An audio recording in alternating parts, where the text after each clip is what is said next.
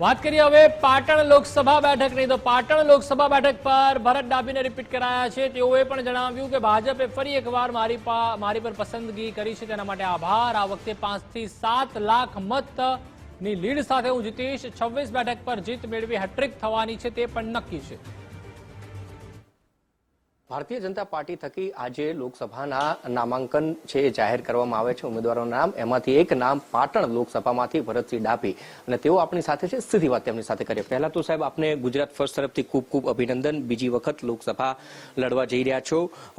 Party આપના ઉપર પસંદગીનો કળશ ઢોળ્યો છે, કેવી રીતે ખરા ઉતરાશે? ભારતીય જનતા પાર્ટીએ મને બીજી વખત ચૂંટણી મેદાનમાં ઉતાર્યો છે અને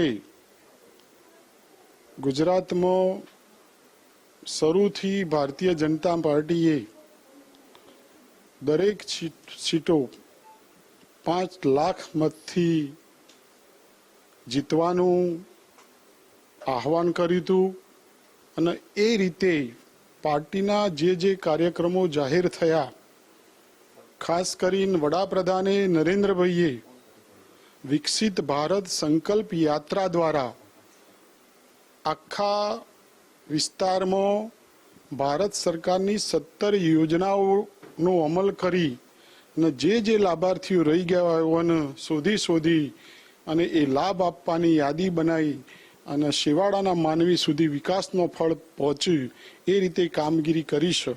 એટલે આ ચૂંટણીમાં ભારતીય જનતા પાર્ટીના ઉમેદવાર તરીકે હું 5 લાખ ઉપરથી અને 7 લાખ વચ્ચે હું આ ચૂંટણી જીતીશ। 5 લાખનો લક્ષ્યાંક છે એ પાર્ટીના અધ્યક્ષ સી આર પાટીલજીએ આપ્યું છે કે આ દરેક બેઠક ઉપર 5 લાખની લીડ ઉમેદવારે મેળવવી। લોકો વચ્ચે કયા મુદ્દાઓ સાથે, કયા કાર્યો સાથે જશો? કેન્દ્ર સરકાર કે રાજ્ય સરકારની કઈ વાતો સાથે જઈ અને લોકો પાસેથી 5 લાખની લીડની જે અપેક્ષા છે પૂર્ણ થઈ શકે? પાટણ વિસ્તારમાં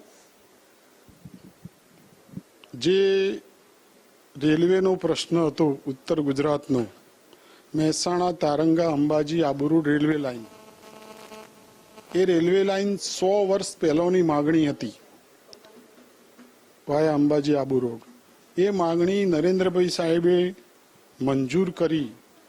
એના કારણે ઉત્તર ગુજરાતના લોકોને દિલ્હીની ડાયરેક્ટ કનેક્ટિવિટી મળવાની અને એના કારણે નાના મોટા રોજગારના ધંધા પણ થવાના। પાણીનો પ્રશ્ન ધરોઈ ડેમમાંથી 317 કરોડ રૂપિયા મંજૂર કરી અને ઉપરવાસમાં સતલાસના ખેરાલુને ગામડાઓને પાણી મળે એની 317 કરોડની યોજના મંજૂર કરી। નર્મદાનું પાણી પણ સાંતલપર સુધી સુજલામ સુફલામ દ્વારા પહોંચાડ્યું। અનેકવિધ વિકાસના કાર્યો દ્વારા ભારતીય જનતા પાર્ટીએ ગુજરાતમાં લોક કલ્યાણના કામોનું આંદોલન જગાવ્યું છે। પછી એ આંદોલનનું સ્વરૂપ કૃષિ રથ હોય, કન્યાકેળવી રથ હોય, પ્રવેશોત્સવ હોય, ગુણોત્સવ હોય કે 18,000 ગામડામાં જ્યોતિગ્રામ યોજના હોય,